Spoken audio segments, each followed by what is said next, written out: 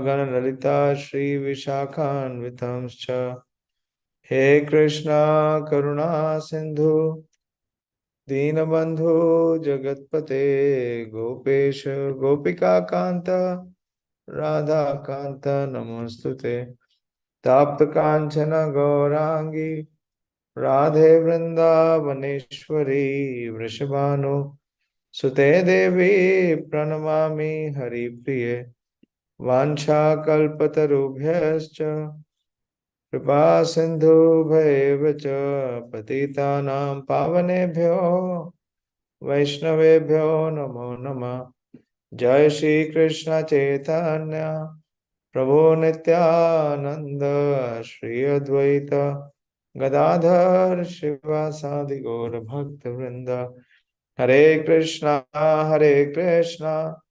Krishna Krishna Hare Hare Hare Rama Rama Rama Hare Hare Namo Vishnu Padaya Krishna Preshthaya Bhutale Srimate Bhakti Vedanta Swaminiti Namine Namaste Saraswate Deve Gauravani Pracharine Nirvishesha Shunyavadi Paschatya Deshitarine. Hare Krishna. Narayanam Namaskritya Naram Cheva Narottamam Devim Saraswatim Vyasam Tato Jayamudire. Continuing to read and study from the Śrīmad-Bhāgavatam. In response to the question raised by the sages, Srila Sūta Gosvāmī have begun to answer. And the first answer that he gives is that what is the highest, what is the absolute and the ultimate good for all, and what is the essence of all scripture, is that the living entity in this human form of life, that he performs bhakti. And how that bhakti is to be performed? As an occupational duty. And what is the purpose of occupational duty? Is ultimate liberation. We saw the very famous verse that Save Pumsa Pura Dharma Yado Bhakti Adhokshaye Ahetuki Apratihata Yayatma Suprasidati.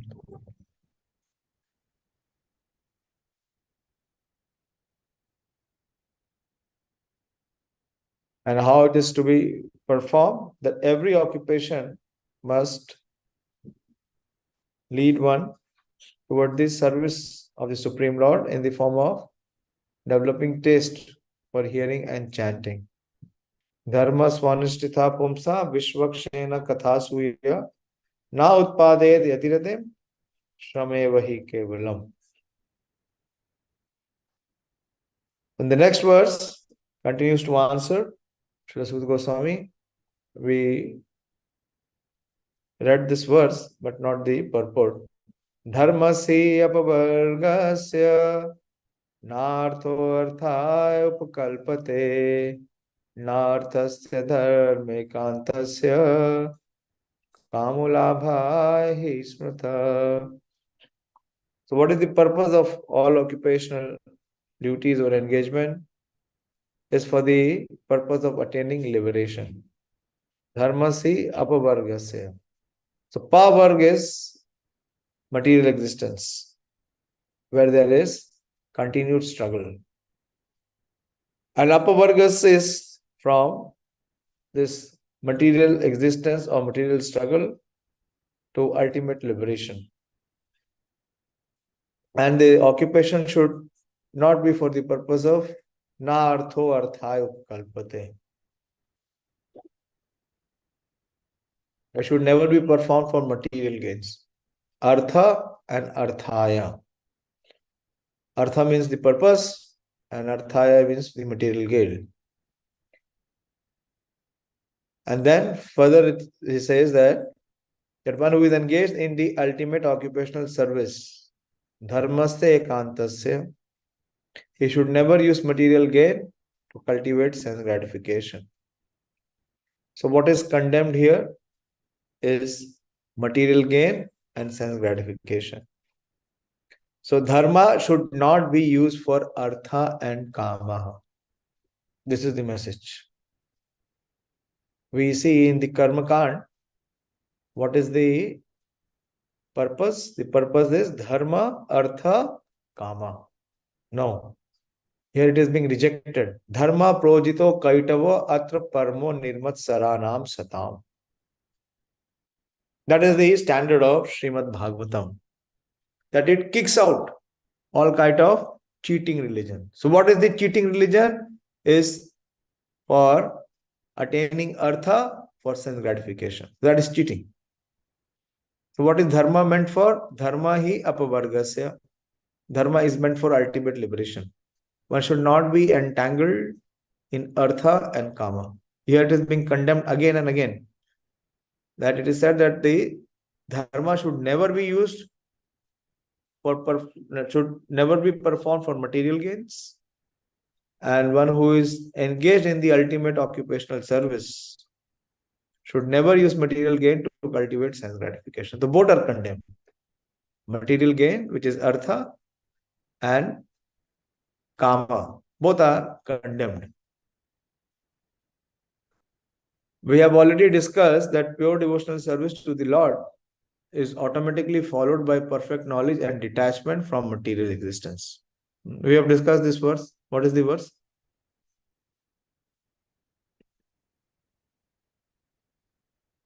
Boli?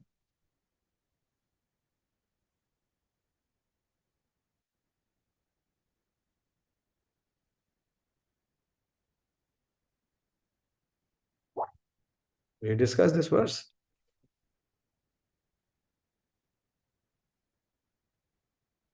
Yes, Dashit bro. हरे कृष्ण प्रभु जी वासुदेवे भगवती भक्ति योग प्रयोजित जनाति आसु वैराग्य ज्ञानस्य तद अहेतुकम. Yeah, ahetukam. Yeah, it comes automatically. But there are others who consider that all kinds of different occupational engagements, including those of religion, are meant for material gain. So who are these others called?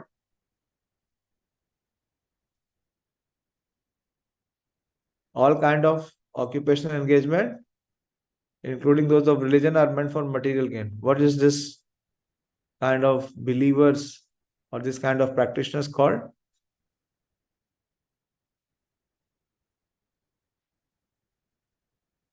That dharma is meant for material gain. Very simple, very basic. Yes, Ramya? Hare Krishna Prabhuji, karma kandi. Yes, karmis and the karma kandis. Very good.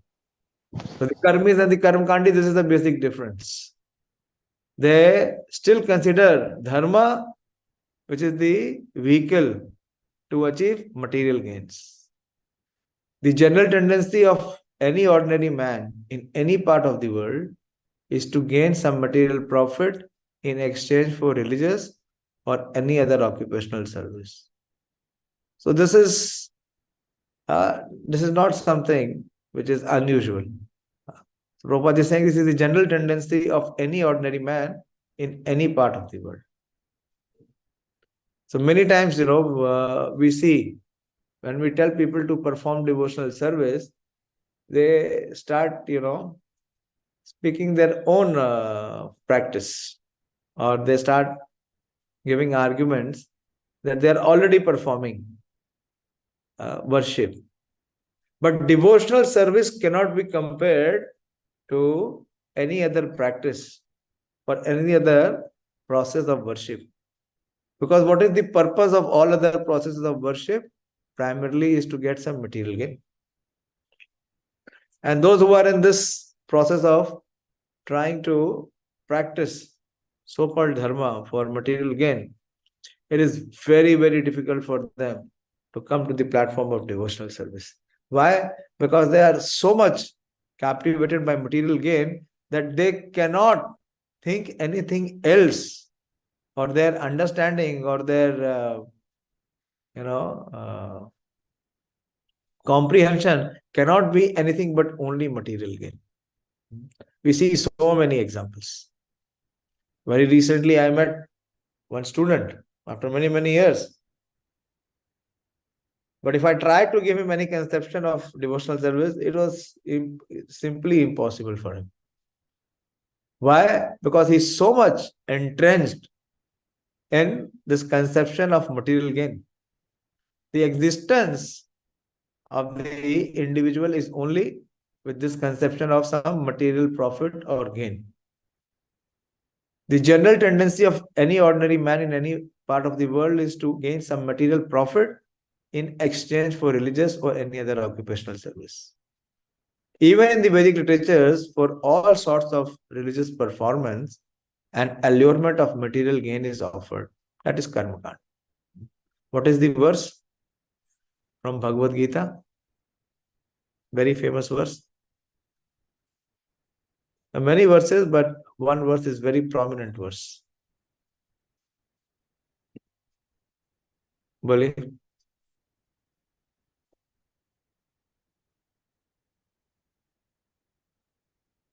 From the second chapter. Now I've given you so much of hint. Bolo.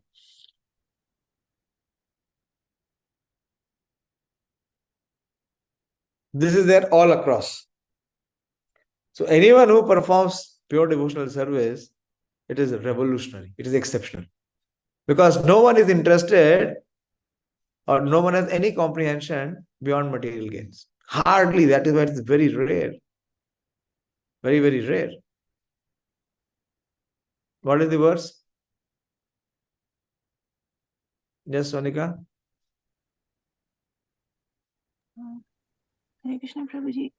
Hare Prabhuji, Krishna. I'm not sure, but is it Vyavashayatmika Buddhi? Oh, how can it be Vyavasayatmika Buddhi? It is the other way. Bhogashwarya prasakta. Vyavasayatmika Buddhi is only for those who can be in devotional service. But those who are in Bhog and Aishwarya, their mind and intelligence is already stolen. Bhogashwarya prasaktanam tya prita chetasam vyavasayatmika buddhi samadho na vidhiyate. That is also one verse, but not precisely to what Srila Prabhupada is discussing in this purport. What is the verse?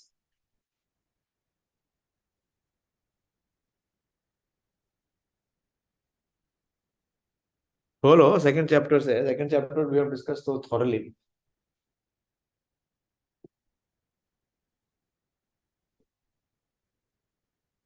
See, as I explained to you, you please try to connect to what Srila Prabhupada is speaking in the purport. In the purport, Srila Prabhupada is giving, in the purport, Prabhupada is mentioning about this verse. Prabhupada is discussing the verse from the second chapter, which says that even in the Vedic literatures, for all sorts of religious performance, an allurement of material gain is offered, and most people are attracted by such allurements or blessings of religiosity. Which verse is this?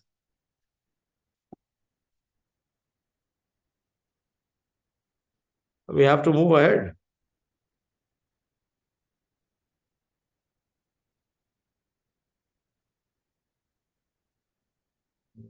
Second chapter, bhul gaye. It is exactly between the two verses. Vyavasayatmika buddhi and bhogashwarya prasakta. Now I have already revealed. There are two verses in between, 41 and 44. Vyavasayatmika buddhi is 2.41 and bhogashwarya prasakta nam is 2.44. So how many verses are there in between? 4.2 and 4.3. Now speak. Anyone remembers the verse without seeing the book?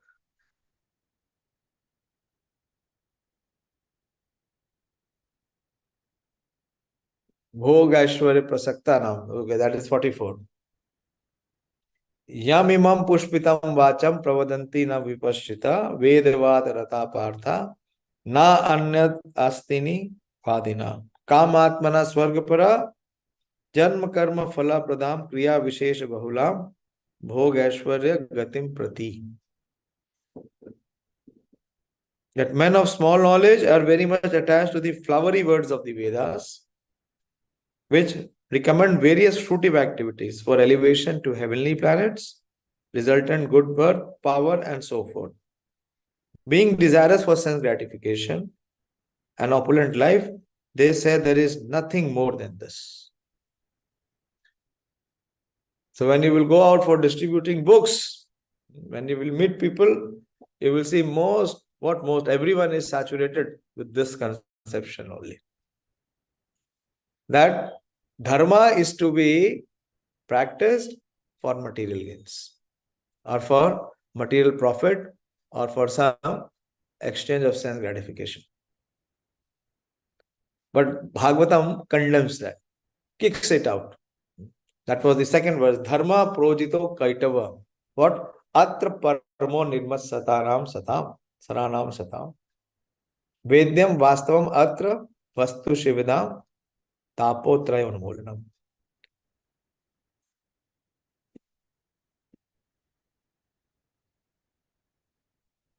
The cycle, okay. Why are such so-called men of religion allured by material gain? This question Prabhupada is asking. Why are so-called men of religion allured by material gain? Because material gain can enable one to fulfill desires. What kind of desires? Material desire. Desires for sense gratification. That is why the verse says, kāmo lābhāya hi smṛtaḥ. Kāmo lābhāya. Followed by material gain, and material gain followed by fulfillment of desire. Sense gratification is the general way for all sorts of fully occupied men. But in the statement of Sūta Gosvāmī, as per the verdict of Śrīmad-Bhāgavatam, this is nullified by the present śloka. One should not engage himself in any sort of occupational service for material gain only. A very important principle. This is the principle which this verse is establishing, that one should not engage in occupational service for material gain only. Nor should material gain be utilized for sense gratification. How material gain should be utilized is described as follows.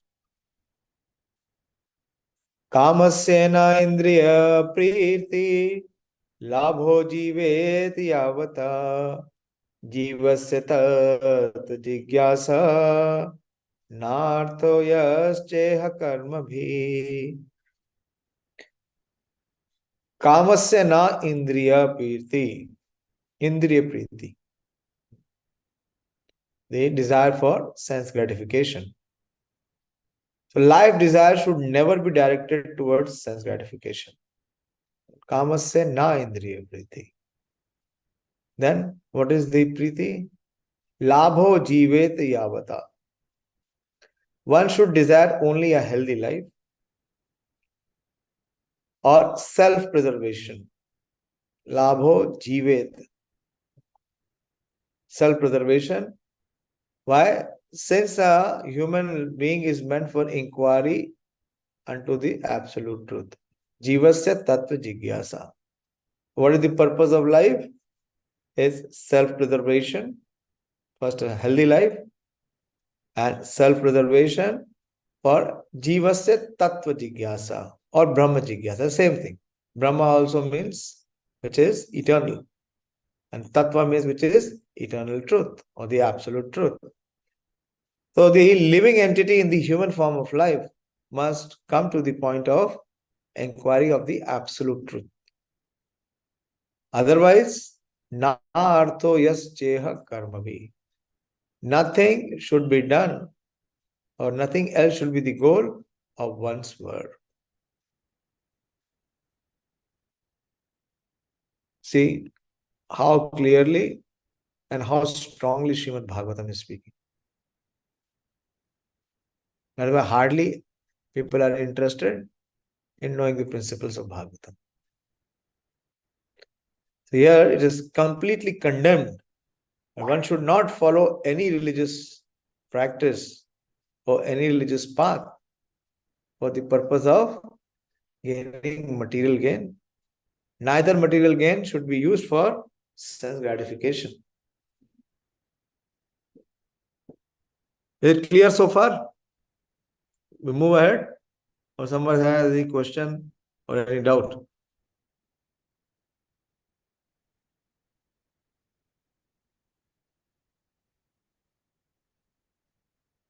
Kāmasya na indriye priti.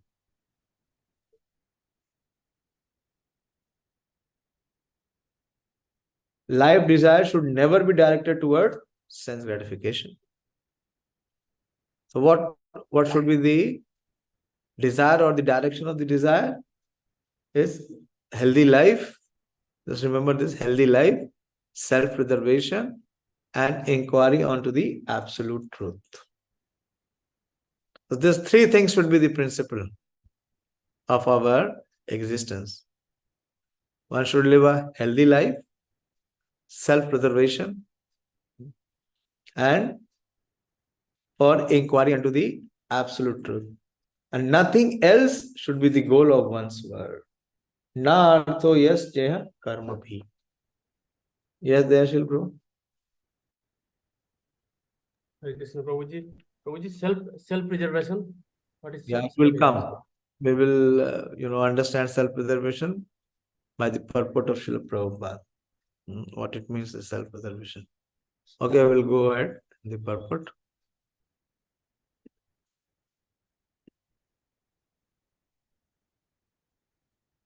The completely bewildered material civilization is wrongly directed towards the fulfillment of desire in sense gratification.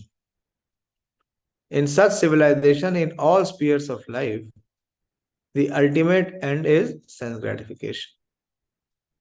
In politics, social service, altruism, philanthropy, and ultimately in religion, or even in salvation.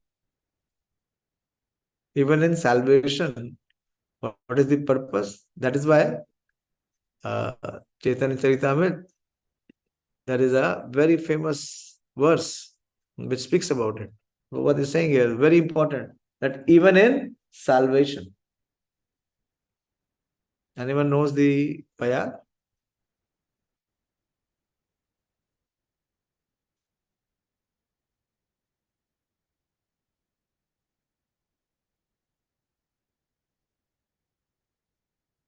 Sakalaya Shant. Krishna Bhakt Nishkam Atev Shant. Bhukti Mukti Siddhi Kami Sakalaya Shant. And Krishna Bhakt Nishkam Atev Shant. So because everyone, they are in the core of their heart, in the core of their desire, is fueled by sense gratification. Bhukti is to enjoy material gain. Bhukti, Mukti. Mukti is salvation. Siddhi. Siddhi is mystic perfection.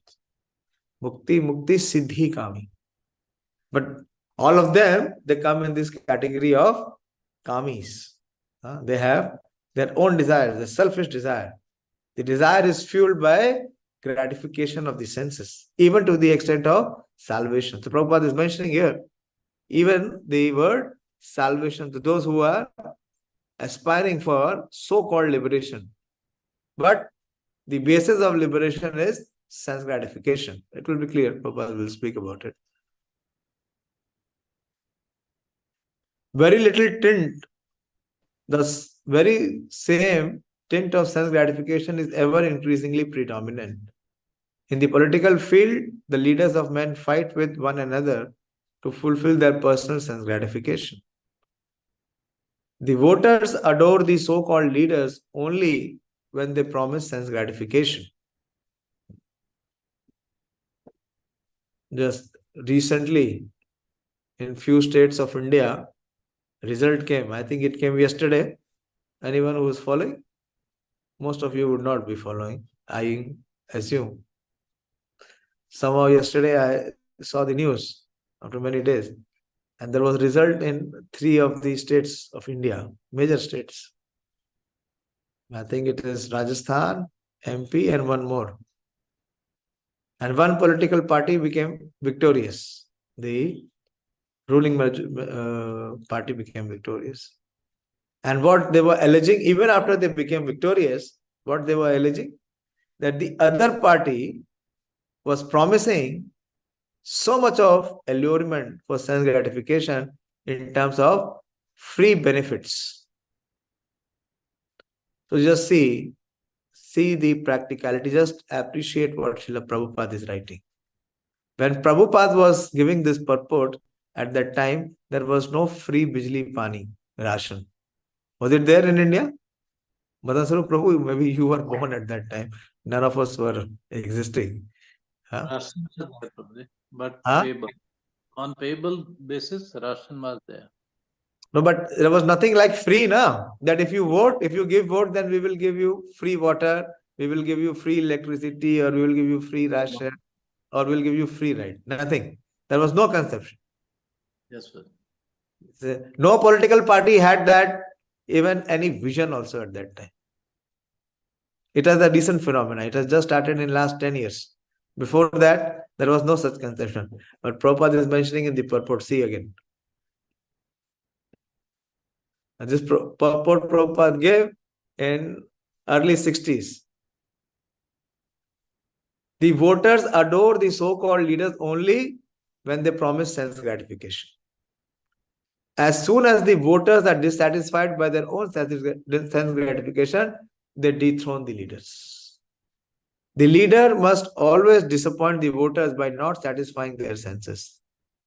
The same is applicable in all other fields.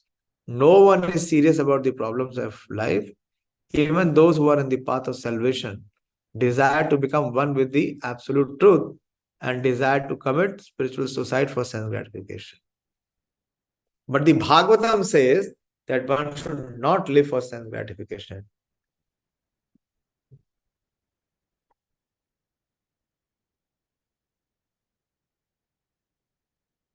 One should satisfy the senses only in so much as required for self-preservation. Got the point? There, Shil Prabhu. What this means to practice self-preservation? Yes, Prabhuji. To keep the body and soul together, Prabhuji. Yeah. But it is easy to speak, but is it easy to practice?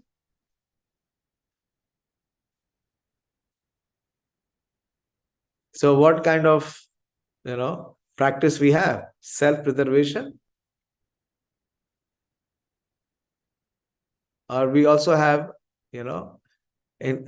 indulgence in sense gratification. So to the extent one is having indulgence, he is not following the principle of self-preservation. Only to the extent it is required to maintain the body and soul. Very nice. You spoke about this principle, but this has to be really practiced.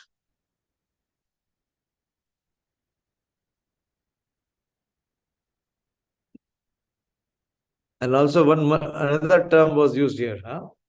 One should desire only a healthy life. And not, it's okay. So one should satisfy the senses only in so much as required for self-preservation and not for sense gratification.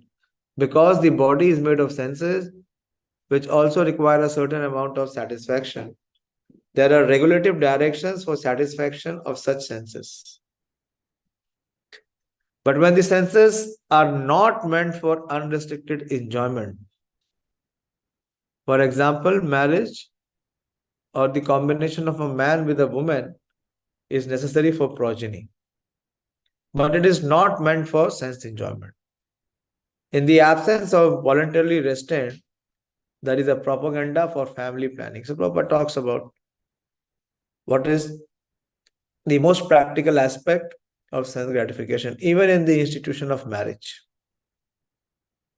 So Prabhupada is saying in the absence of voluntary restraint, there is a propaganda for family planning. Because what does marriage means? Marriage means that one will have progeny. But it is not meant for sense enjoyment.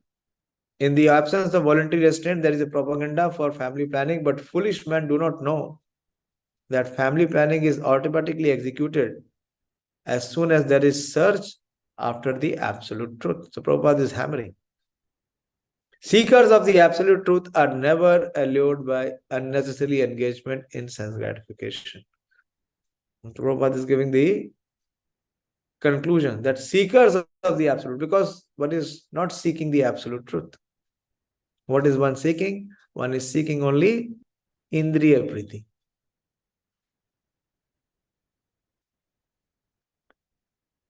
So seekers of the absolute truth are never allured by unnecessary engagement in sense gratification, because these serious students seeking the absolute truth are always overwhelmed with the work of researching the truth. We see the life of the 6 Goswamis. They were so busy, they were so much engaged that they even forgot that they did not sleep or they did not eat. Why? Because they were thoroughly focused in search of the absolute truth, in carrying out the orders of Lord Chaitanya Mahaprabhu. So who will be engaged in sense gratification? One who is not having the goal for the absolute truth. He does not have jivasya tattva jigyasa. So in absence of the goal for seeking the supreme absolute truth, one will be engaged. To that extent, one will be engaged again and again in the activities of sense gratification.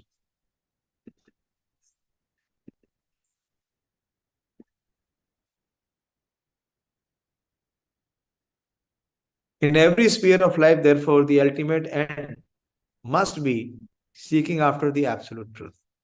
And that sort of engagement will make one happy, because he will be less engaged in varieties of sense gratification. And what that absolute truth is explained as follows. The second chapter only Krishna speaks when he talks about the person who is at the liberated platform. Arjuna inquires in verse number 53. Sthita pragasya ka bhasha samadhi hastasya keshava sthitadhi kim prabhasheta kim asit vrajet kim. How to know a person who is of steady intelligence, who is at the platform of liberation? What is the answer Krishna gives? Very famous verse, 2.54. You should be knowing this verse. Only Dayashil. Why? What about other? Manoram Jagannath Prabhu has not joined today.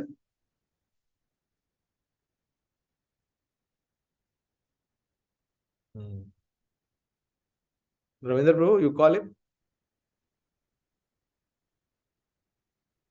Pranav, what is the verse? What is the answer to Arjuna's? Don't know. Don't know, Prabhuji. What is the point of knowing? What do you know? If the second chapter is not known, then how will you study Śrīmad-Bhāgavatam? What is the purpose of studying Śrīmad-Bhāgavatam? Pradeep. Hare Krishna. Hare Krishna. Only answer is to give up sense gratification. How one can give up sense gratification? Krishna explains that. Who will give up sense gratification? It is not possible for a person who is not at tattva jigyasa to be able to give up sense gratification. Again and again, he'll be dragged in sense gratification.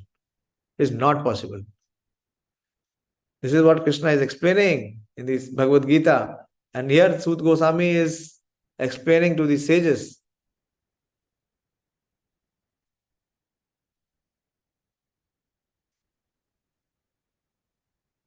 What is that stage when one can give up the sense gratification? Okay, Dayashil Prabhu, no one else is interested. They don't remember. Unless and until one practice, one cannot remember. He'll forget. What are the things that we forget, that we don't value? Why don't you forget the account number of your bank? Why don't you forget the password of your mobile phone? Why? Because you feel there is something valuable in it. बोलिए. हरे कृष्ण प्रभु जी प्रजाहति यदा कामान सर्वान् पार्थं मनोगतं आत्मनि एव आत्मनि तुष्ट सर्वप्रज्ञा प्रतिष्ठिता. Very good. So Krishna says, Prajahati yada kaman sarvan partha manogata. Unless and until one has arisen from the mental platform. Prajahati yada kaman. So Prajahati means there is an incessant flow of desires. From where the desires are coming? From manogata. From the mind. So till the extent one is on the mental platform, he identifies himself with his mind. It is impossible from him. Because mind is the source from where all these ideas for sense gratification flows. So who can give up this mental platform? Atmani eva tasantushta. One who is fixed in his service or in his goal for pleasing the Supreme Lord. Otherwise, it's not possible. If that goal is not there or is not fixed, again and again he'll be at the mental platform. And mental platform means he'll be passed. He'll be passed by material desires. That is the entire crux of Bhagavad Gita, right from the 2nd chapter till the 6th chapter. Krishna is hammering about the mind. If you study and analyze the first 6 chapters, Krishna is talking about engagement. What the mind has to be given engagement. An engagement in performing devotional service. Else again and again it will be dragged in the pursuit of sense gratification.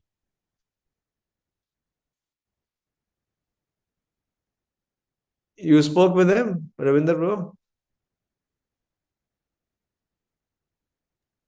Yes, Prabhu. He is not picking the phone. Okay. Yeah, maybe he's somewhere engaged.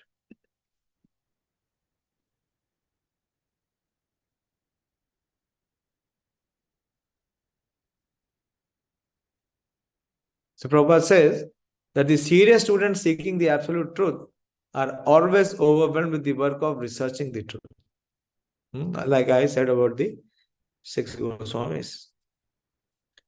In every sphere of life, therefore, the ultimate end must be seeking after the absolute truth. Every sphere of life. Whether it is childhood, or it is youth, or it is old age. Every sphere of life. And that sort of engagement will make one happy because he will be less engaged in varieties of sense gratification. In the 5th chapter, Krishna will speak that the root of suffering or misery is sense gratification. Anyone remembers that verse? Very famous verse from the 5th chapter.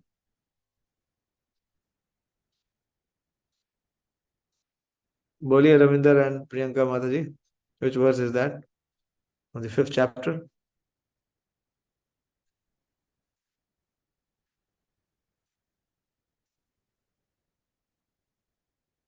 Fifth chapter पढ़ रहे हैं ना, spiritual scientist में दोबारा पढ़ रहे हैं.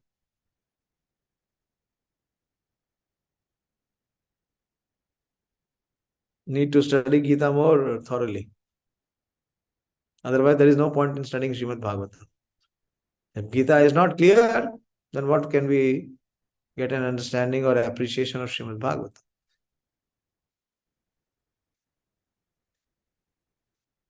See, for who is Bhagavad Gita, Bhagavatam, even Bhagavad Gita? The sages, they were how much renounced? That they gave up everything and assembled at the Naimisharanya to perform sacrifice for 1,000 years. That is the first set of speakers and the listener. You see the level of their renunciation or detachment. And who is the second set? Is Srila Vyasadeva and Narad Muni.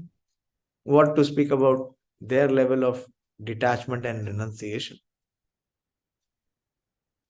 But that is also still considered to be a madhyama. But the uttama level is considered to be Srila Sūta Gosvāmī and Parikshit Maharaj. Completely detached, completely renounced. They had no other mission in their life. Sūta Gosvāmī was liberated from birth and he had no occupation, no engagement. And Parikshit Maharaj, he gave up all occupation, all engagement, his entire kingdom, his entire province to hear Krishna Katha. So how much in the beginning Śrīmad-Bhāgavatam is condemning the path of āpavargyasya, which is for artha and kāma. Anyway, what is the verse which condemns that which is the root of source of all miseries in this material existence? Very famous verse. If you don't remember that verse, again and again will be allured by the external energy, personal gratification.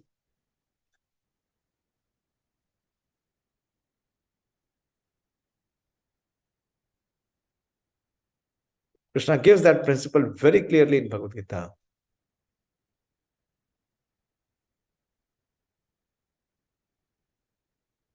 ये ही संस्पर्शजा भोगा दुख योने ही एवते आदि अंतमंत तु कौन्तेय न तेषु रमते बुधा.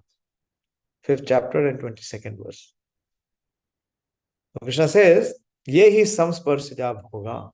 So one who is aspiring or one who is engaging in sense gratification, bhoga, trying to bring into contact the senses with the sense objects for the purpose of gratification or enjoyment of the senses. Ye hi samsparsaja bhoga, for sense gratification, for bhog. And what is the result? Dukha yone hi evate. He is perpetually cast into the yoni. Yoni means the species of dukkha, of perpetual suffering. And such material pleasures or bhoga, they have a beginning, adi, and they also have an ant. Adi antavanta tu kaunteya. So such material pleasure, they are having a beginning and an end. So they begin in misery and they end also in misery. But those who are wise, those who are after tattva jigyasa, here it is said, na teshu ramate buddha. They are not interested. They do not engage in such occupations or engagements of sense gratification.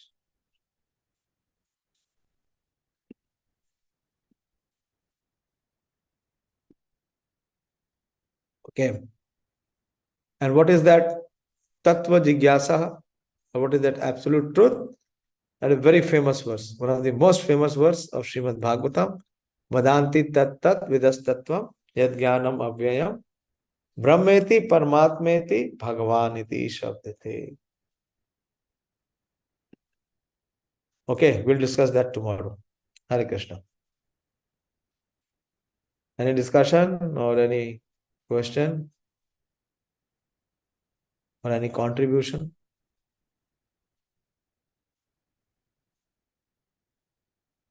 These two verses, both the verses, 9th and 10th verses, is thoroughly condemning the path of sense gratification, of fruitive activities. This is what is cheating religion. What is the cheating religion? Which allures one to artha for the purpose of kāma. Hare Krishna.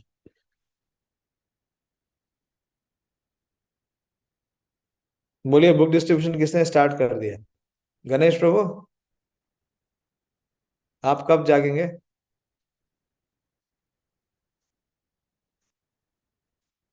बोलिए। हरे कृष्ण प्रभु जी। अभी आप कितना target है आपका? 151 प्रभु जी। करना पड़ेगा, मैं कोई बहाना सुनूंगा नहीं, क्योंकि पूरे महीने आप सोएंगे और लास्ट में बोलेंगे हुआ नहीं, होगा कैसे? आपने पिछले 5 दिन में, आज चौथा दिन है ना, कितने लोगों से प्रयास किया? अराउंड 10 पीपल से अप्रोच किया प्रभु जी। तो क्या किसी ने नहीं लिया? ऐसा नहीं हो सकता। नहीं प्रभु जी, एक बुक हुआ था हिंदी वाला, छोटा वाला। छोटा वाला बुक एक हुआ, प्रयास करिए, प्रयास और बढ़ा दीजिए। Pranav, I have given your dispatch for Agartala. It will come from Mayapur. Okay, Prabhuji. Hopefully within week you will receive. Pranav Prabhu have given me the first order for 32 cartons, 23 Bengali, 7 English, and 2 sets of Śrīmad-Bhāgavatam. Thank you. Of course, he has pulled in everyone from Agartala. That is what I request. Manoram is not there. That आपके ये पूरा अगरतला में जितने जो devotee इनके contact में है, उन सबके साथ मिलकर करने का प्रयास करेंगे।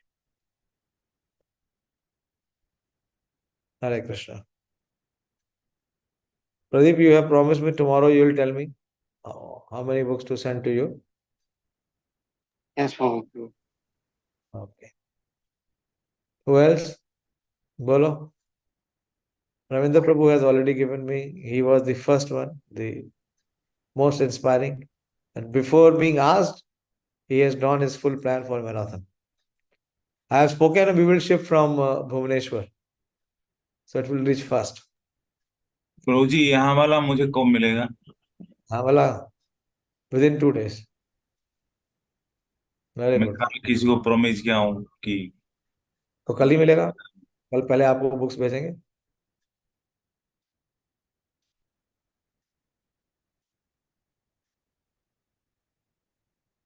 Hare Krishna. Okay, we'll stop here. श्रीमद्-भागवतम की जय। श्रील प्रभुपाद के याद करते रहिए। सारे वर्सेस कौन याद कर रहे हैं? इस चैप्टर के 2nd से लेकर 9th तक वर्स किसने याद कर लिया? सिंपल है, कुछ याद करने की जरूरत नहीं है, बस 1-2 बार ध्यान से सुन लीजिए, वो अपने आप ऑटोमेटिक याद हो जाएगा।